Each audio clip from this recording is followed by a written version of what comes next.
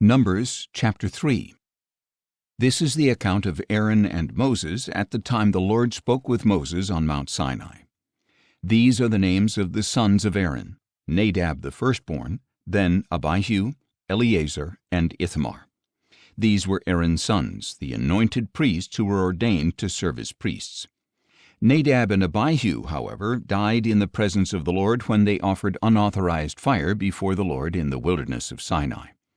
And since they had no sons, only Eleazar and Ithamar served as priests during the lifetime of their father Aaron.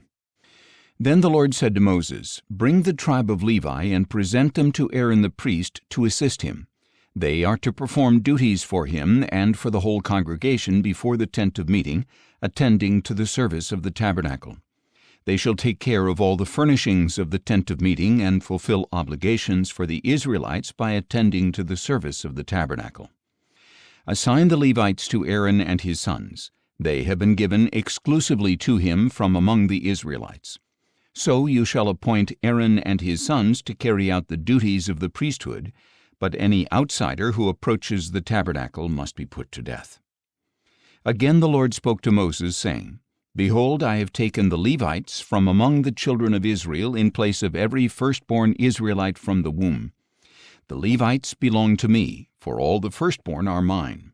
On the day I struck down every firstborn in the land of Egypt, I consecrated to myself all the firstborn in Israel, both man and beast.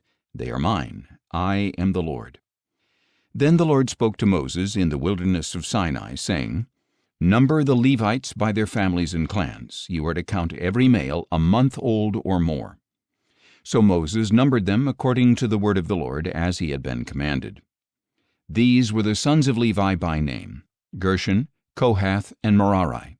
These were the names of the sons of Gershon by their clans: Libni and Shimei. The sons of Kohath by their clans were Amram, Izhar, Hebron, and Uzziel.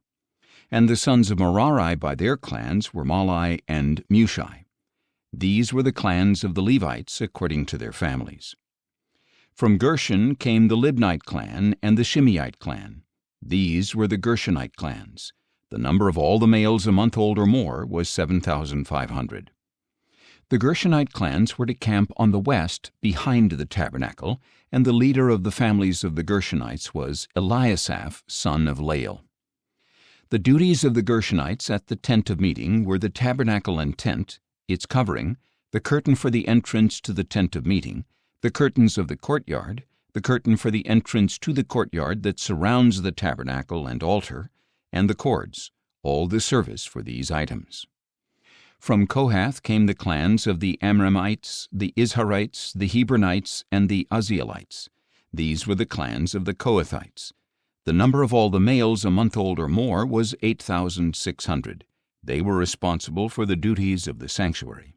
The clans of the Kohathites were to camp on the south side of the tabernacle, and the leader of the families of the Kohathites was Elizaphan, son of Uzziel. Their duties were the ark, the table, the lampstand, the altars, the articles of the sanctuary used with them, and the curtain, all the service for these items. The chief of the leaders of the Levites was Eleazar, son of Aaron the priest. He oversaw those responsible for the duties of the sanctuary. From Merari came the clans of the Mahlites and Mushites. These were the Merarite clans. The number of all the males a month old or more was 6,200. The leader of the families of the Merarites was Zuriel, son of Abihail. They were to camp on the north side of the tabernacle. The duties assigned to the sons of Merari were the tabernacle's frames, crossbars, posts, bases, and all its equipment, all the service for these items, as well as the posts of the surrounding courtyard with their bases, tent pegs, and ropes. Moses, Aaron, and Aaron's sons were to camp to the east of the tabernacle toward the sunrise before the tent of meeting.